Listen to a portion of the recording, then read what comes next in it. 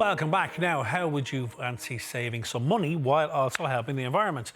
Well, that's exactly what sustainable living can do for you. Yes, as part of Virgin Media's Connections for Good campaign, we're highlighting some of the small changes that can make a big difference for our planet. And joining us virtually this morning are co-founders of Sustainable Life School, Natalie Pavone and Diane O'Connor. You're both very welcome, ladies. Good morning, Thank you ladies. for joining us. Thank you. Hello, everybody. Tell us about the Sustainability School, first of all. How did it come about? Yeah, well, the Sustainable Life School came about from myself and Diane meeting when our kids were babies. We met over and bonded over talking about reusable nappies and where was the best place to get coffee. So we realized that we had a passion in common on that, and we're also very, worried about the climate crisis. And when I met Diane, I thought I was doing perfectly on sustainability because my interest was more on fashion. And it was really after spending time with Diane, play dates after play dates, that I realized that there was so much more that I could be doing. And so by that, we also knew that a lot of people wanted to live more sustainably, but it can be quite overwhelming and you don't know where to start. So we wanted to find and offer something where we could help people and join the dots in the various areas. Well, as you say, Natalie, it can be overwhelming. So, Diane, in terms of living sustainably, you might tell us, first of all, what are the benefits, and some that are obvious and not so obvious to us, but also how do we start? Excellent question. Well, I'll start with the benefits because that's a really good motivator to keep you going. So firstly, you can save money because you're buying less, you're often buying pre-loved, and some of the swaps that we will suggest can save you money on a yearly basis. You feel much better about yourself. I know a lot of people out there, myself included, would kind of suffer from a bit of climate anxiety, where we have both found personally by taking actions that you can do, so things that are within your control and to help benefit the planet, can actually reduce that climate anxiety and make you feel better and more empowered. Also, what's really great is a lot of the sustainable alternatives coming on the market at the moment are from homegrown independent businesses. So you're actually helping the local economy also. Of course. I think we've made great strides in the last few years in terms of caring for the planet, and even the children in school have all sorts of green programs and initiatives going on. So schools have embraced it as well. Natalie, give us a sense of saving energy in the home. Some considerations there, maybe. Yeah, well, home is a great place to start really to make changes because while in other areas, you don't really see the impact. At home, you can see it and you see it in your bill. So at the Sustainable Life School, we have an expert that talks about energy, but I can share with you some of the actions that I took that really allowed me to actually save 20% of my electricity.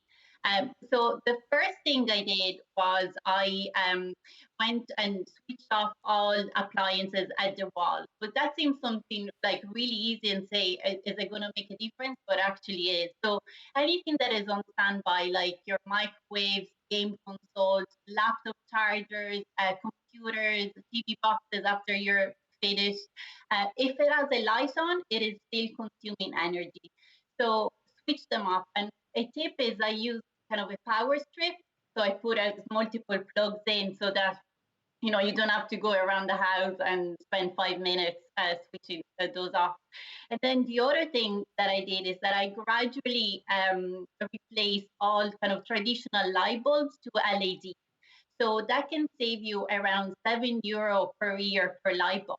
And although there's that initial investment because they're a little bit more expensive, but over the long term, you save on money because, they last a longer and they consume less energy.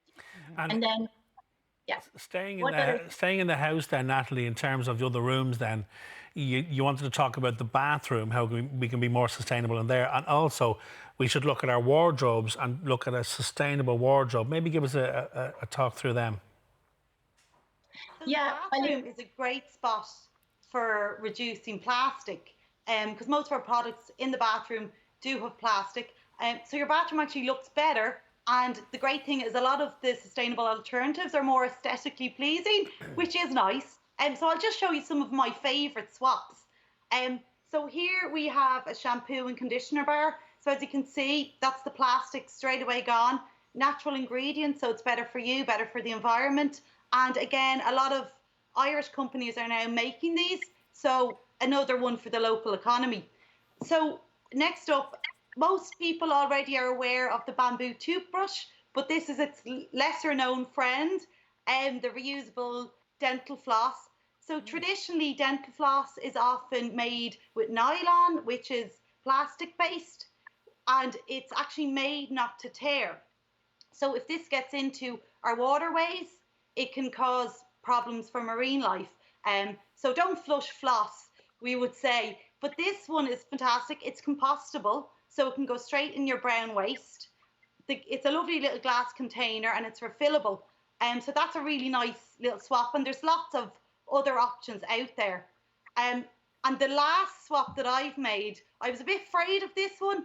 It's the safety razor. So these guys are coming back in fashion.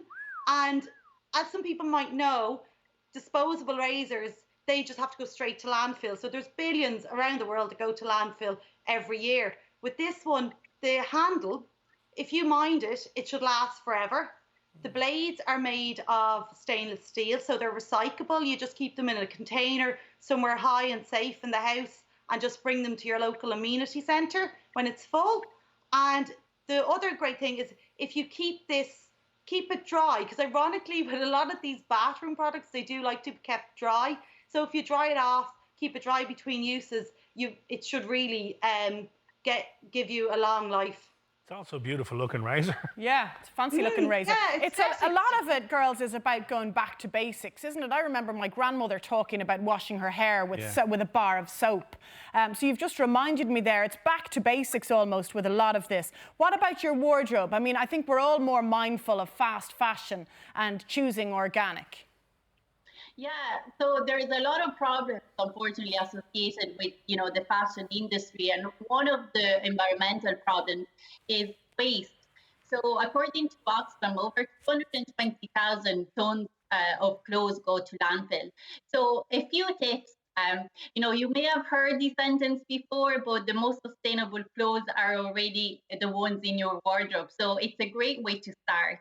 So what we would give as tips to participants at the school is to do a wardrobe audit to see what it's in there. Because how many times have we stood in front of the wardrobe and said, I've nothing to wear? Because probably we can see what's in there. So you do a wardrobe audit and you take everything off from your wardrobe, put it on your bed or in your spare room if you have one, as it might take a little bit longer than expected. And then you kind of go through it. So you put in aside the ones that you absolutely love and you're going to wear, and you reorganize them so that you know what you have. And then you're going to have a pile of clothes that need to be fixing. So that shirt that it's missing the button, or trousers that need to be fixed. So you put them in a bag and you go to seamstress and these can be mended. And then you're going to have kind of those clothes where you're not sure about.